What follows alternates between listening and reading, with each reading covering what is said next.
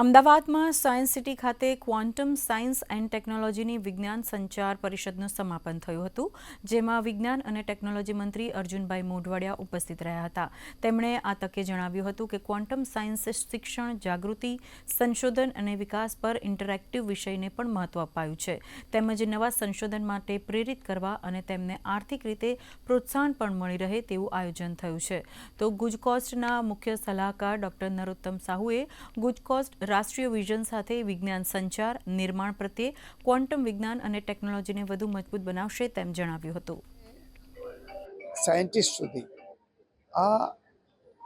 જે વિચાર છે પહોંચે અને શરૂઆતથી જ બાળક આ ક્વોન્ટમ ટેકનોલોજીમાં ઇન્ટરેસ્ટ લેતો થાય, નવા સ્ટાર્ટઅપ આવે, નવા ઇન્ક્યુબેટર ઊભા થાય અને